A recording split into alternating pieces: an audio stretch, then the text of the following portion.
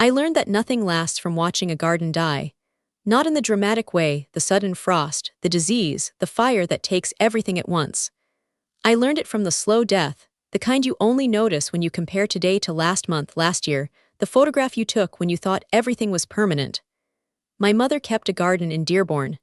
Tomatoes, mostly, and herbs she couldn't find in American grocery stores, za'atar, purslane, the bitter greens that reminded her of Lebanon. Every fall she would let it die. Not neglect, intention. She would pull the plants before the frost, compost what could be composted, leave the rest for the soil to reclaim. Gardens are not for keeping, she told me once, her hands black with earth. They are for returning. Everything you take you give back, that's the only way it works. I thought she was talking about plants. I was wrong. She was talking about grief. She was talking about the fact that my father had died the year before I was born, that she had buried him in Lebanese soil and raised me in American dirt, that she had learned to let things die because holding on was a different kind of death. She was preparing me for something I couldn't yet imagine. My name is Fiona. I'm 40. I'm a landscape architect in Denver, which means I design the spaces where people bury what they can't carry. Cemeteries, memorials, grief gardens, the places where the living come to remember the dead and the dead wait to be forgotten. I work with impermanence professionally. I specify stone that will weather, plants that will die back, metals that will patina. I design for decay because decay is honest. Because the only thing more dishonest than pretending we don't die is pretending our grief should. I was married once. His name was Daniel. He was a climber, rocks, ice, the kind of verticality that made him feel alive in a way that flat ground never could. We met in graduate school, me studying landscape architecture, him studying structural engineering, both of us trying to build things that would outlast us.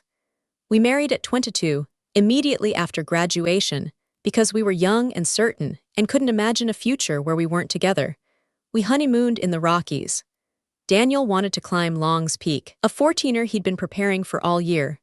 I wanted to hike the trail, meet him at the summit, celebrate with champagne and the view. He never made it to the summit. A hold broke, a fall, the kind of accident that happens in seconds and lasts forever. I was 3 miles away on the trail when the ranger found me. I was 22 years old and I had been married for 11 days. I don't remember the next 2 years. I know I existed, I ate, I slept. I breathed, but I don't remember being present for any of it. My brother Brendan handled everything. The funeral, the insurance, the sale of Daniel's condo, the management of his investments. Brendan was 30, an entrepreneur in digital health, the kind of person who spoke in pitch decks and disruption and user engagement. He was efficient, capable, the older brother who had always taken care of me. You're not in a position to make decisions, he told me, again and again, in the gentle voice he used when he was managing me. Let me handle this. Focus on healing. I let him. I was broken, and Brendan was whole, and the world of finance and contracts and death certificates was a language I didn't speak. He gave me an allowance from Daniel's estate, $2,000 a month, he said, to cover expenses while you get back on your feet. He found me an apartment in a modest building in Capitol Hill. He hired a therapist who specialized in digital wellness and prescribed an app for my grief. The app was called EverAfter. I didn't know then that Brendan had created it. I discovered the truth 16 years later. I was 38, working as a landscape assistant for a firm that designed municipal parks, making enough to supplement the allowance Brendan still provided. I was in a coffee shop, waiting for a client, when I saw my own face on a stranger's laptop. It was an advertisement. A video. Me at 22 in my wedding dress, laughing at something Daniel had said. The image dissolved to me at 23, hollow-eyed, staring out a window. Then to me at 25, smiling uncertainly at a camera, holding a journal I didn't remember writing in. The voiceover was warm, empathetic, female. Fiona's journey through grief taught us that healing is possible, that love doesn't end with death. That with the right support, we can find meaning in our darkest moments. The app was called EverAfter, personalized grief support powered by real stories. The subscription was $29.99 monthly. The premium tier, Fiona's Complete Journey, was $199.99 annually. I watched the stranger scroll through content, my wedding photos, my journal entries, videos of me crying that I didn't remember recording. There were guided meditations in my voice, or a voice that sounded like mine. There were letter-writing exercises attributed to Fiona M., founding user. There was a book, *Finding Ever After, One woman's journey from loss to light asterisk with my face on the cover. I couldn't breathe. I couldn't move. I sat in that coffee shop and watched a stranger consume my grief like entertainment, and I understood, finally, what Brendan had done. He had turned my dead husband into content, my dead marriage into a narrative arc, my living pain into a subscription model. I went home and researched. It took 3 days, barely sleeping, existing on coffee and the kind of focused rage that feels like clarity. EverAfter had launched 4 years after Daniel's death, when I was still receiving Brendan's allowance, still believing I was too broken to manage my own affairs. It had 2 million subscribers. It had raised $50 million in venture capital. It had been featured in Forbes, in TechCrunch, in Oprah's list of apps that change lives. Brendan was the CEO. The origin story on the company website described how he had watched his sister struggle with grief and been inspired to create a platform that would help others find the path she had found. The path I had found, apparently, involved guided meditations and premium subscriptions and a book I hadn't written. I found the financials. Daniel's estate had been worth $4.3 million, investments, property, life insurance. Brendan had sold everything, invested it in EverAfter seed round, and used my story as the company's founding narrative. The allowance he gave me was 0.5% of the app's annual revenue. He had been paying me with my own grief. I found the contracts. Documents I had signed or thought I had signed. During those blank years, a power of attorney, estate management, representation agreements that included clauses about promotional use of recovery narrative. I didn't remember signing them. I didn't remember reading them. I remembered Brendan's gentle voice, his patient explanations, his insistence that I didn't need to worry about details. I found the other Fionas. Not literally, they weren't named Fiona. But there were other founding users, other journey stories, other women whose dead husbands and dead children and dead parents had been turned into content. Some knew or suspected. They appeared in promotional materials, spoke at conferences, played the role of survivor for brand engagement.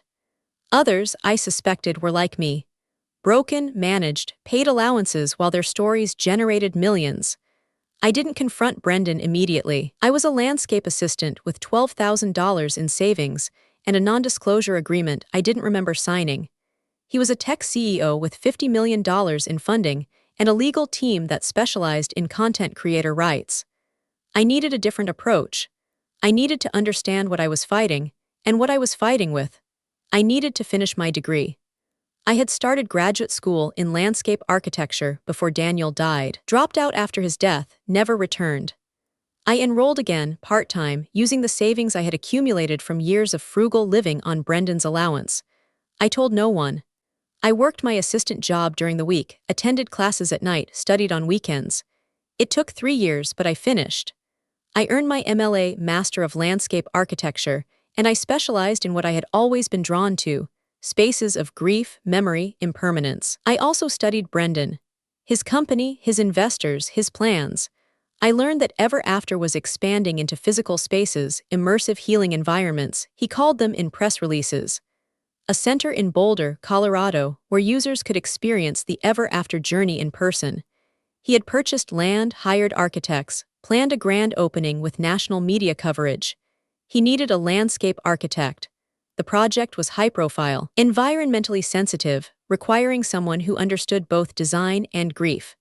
I created a portfolio under a pseudonym, Mara Stone, a name that sounded like it belonged to someone serious, someone established, someone with the kind of Instagram presence that tech companies valued. I built a website, a social media presence, a history of projects that were mostly real but attributed to the wrong person. I applied for the position. Brendan interviewed me himself. He didn't recognize me. I had changed, aged, learned to present myself as someone confident and capable, and completely unlike the broken sister he managed. He saw Mara Stone, the landscape architect with the minimalist website and the thoughtful essays about designing for decay and the architecture of impermanence. He hired me because I was affordable, because I understood his wellness vision, because I spoke the language of user experience and journey mapping that he loved. He hired me because I was exactly what he wanted, someone who could make death look beautiful. I designed the EverAfter Center for Healing for 18 months. From the outside, it was everything Brendan wanted. Serene, Instagrammable, the kind of place that generated organic social media coverage.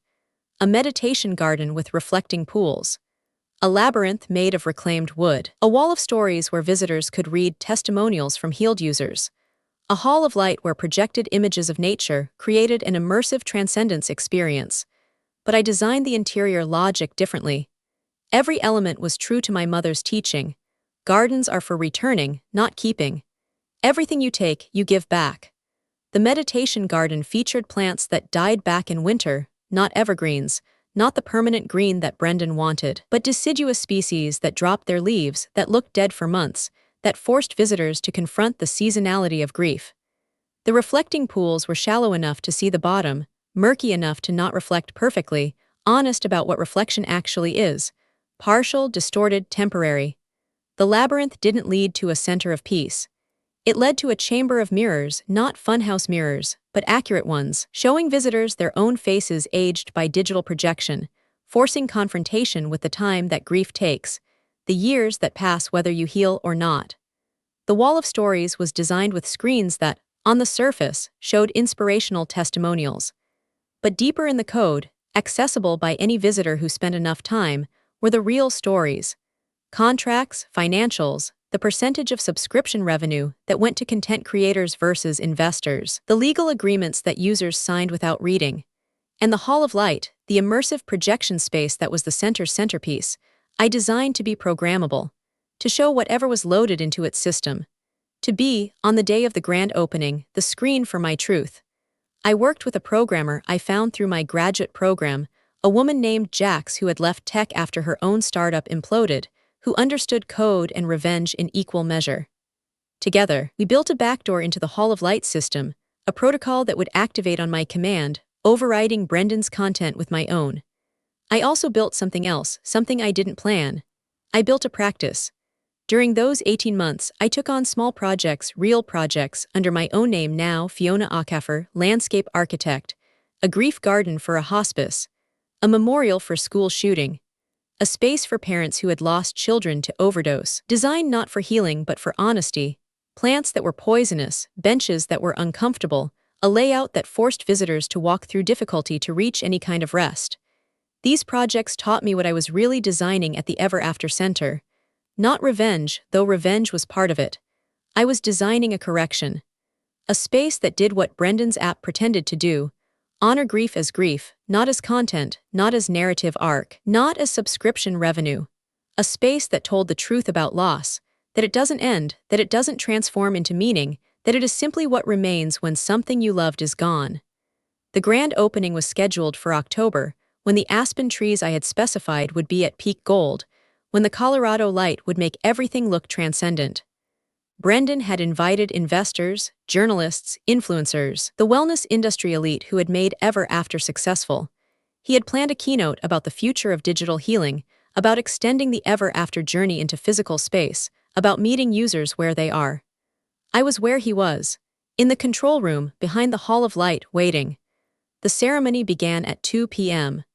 Brendan spoke first, eloquent, empathetic, the performance he had perfected over 16 years of monetizing grief. He walked the audience through the center, the garden, the labyrinth, the wall, the hall, explaining how each element supported the healing journey.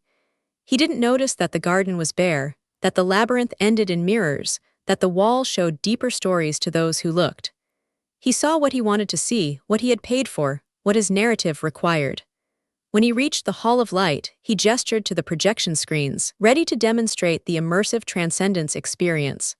The lights dimmed, the screens activated, and instead of forests and oceans and the kind of nature that looks like a screensaver, they showed my face. Not young Fiona, wedding dress Fiona, the Fiona that EverAfter used in its marketing. Middle-aged Fiona, tired Fiona, the Fiona who had spent 18 months pretending to be someone else so she could build this moment. I spoke directly to the camera, to the audience, to Brendan.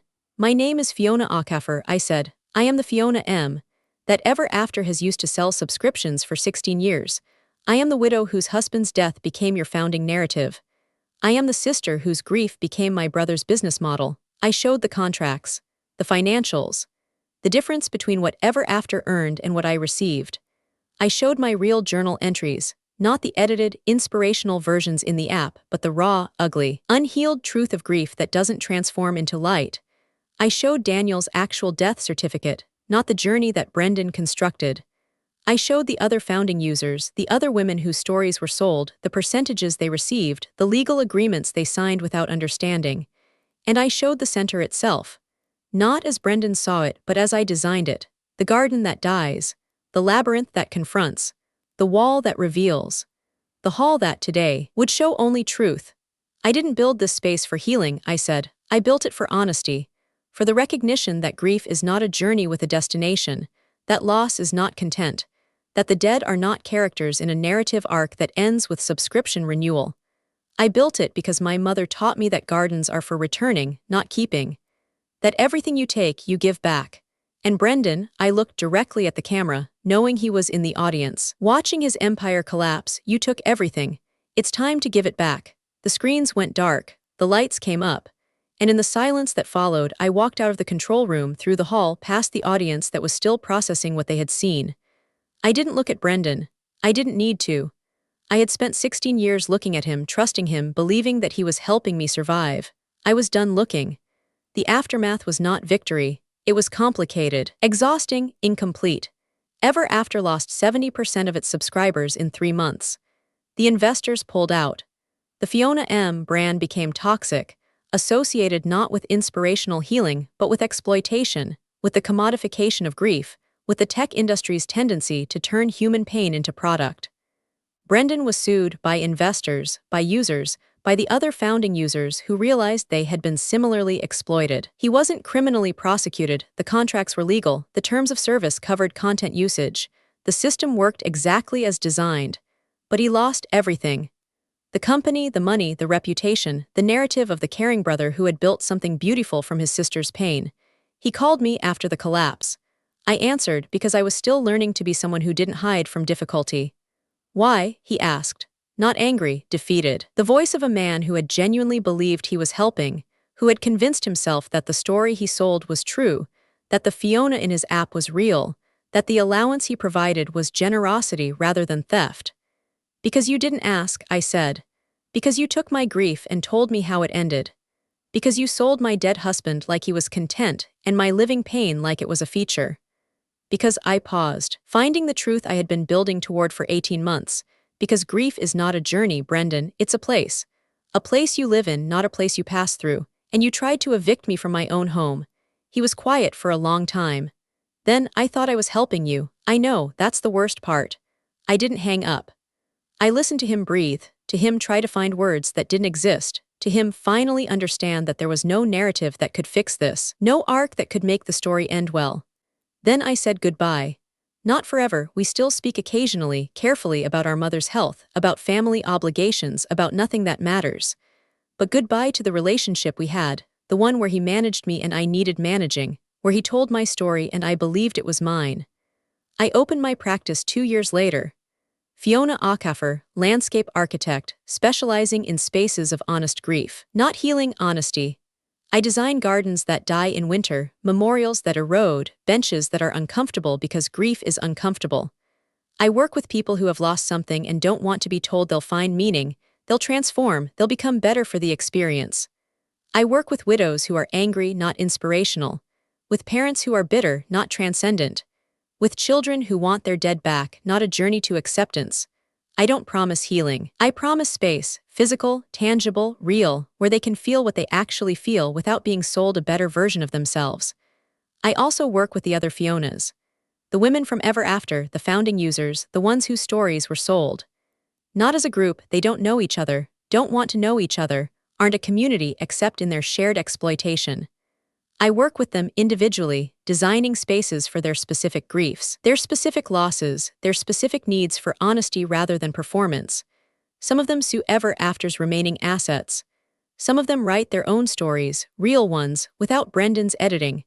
Some of them simply live, quietly, in the spaces I designed for them, learning that grief doesn't need to be productive to be valid. I'm 40 now. I don't have a partner. Daniel's death taught me that love is real and permanent and doesn't require replacement. I don't have children, my work is my legacy, and I'm still learning to believe that's enough. I have a garden, a real one, with plants that die in winter and return in spring, with soil that I compost myself, with the understanding that my mother was right about everything. Brendan lives in a modest apartment in Austin, working on a financial coaching startup that hasn't found traction.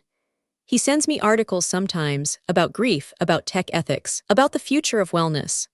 I read them occasionally, and I think about the boy who took care of me when our father left, who walked me to school, who taught me to ride a bike. I think about how that boy became a man who couldn't see me as separate from his own narrative, his own needs, his own version of what my grief should be. I don't forgive him. I don't need to. Forgiveness is not required for moving on, and moving on is not the same as healing. And healing is not the point. The point is honesty. The point is living in the truth of what happened, what was taken, what remains. I'm Fiona, I'm 40. I'm a landscape architect who designs spaces where grief can be honest, where loss doesn't need to transform into content, where the dead can be remembered without being monetized. I am the author of my own story, finally, and it doesn't have a happy ending. It has an honest one. And if you're listening to this, if someone is selling your grief as inspiration, your pain as a journey, your dead as content for subscription, hear me. Your loss is yours. It doesn't need to mean anything. It doesn't need to transform into light. It is enough, exactly as it is, to be felt, to be endured, to be carried until it becomes part of you, not the whole. Grief is not a product. It is a place. And no one gets to evict you from it but you. See you in the next story.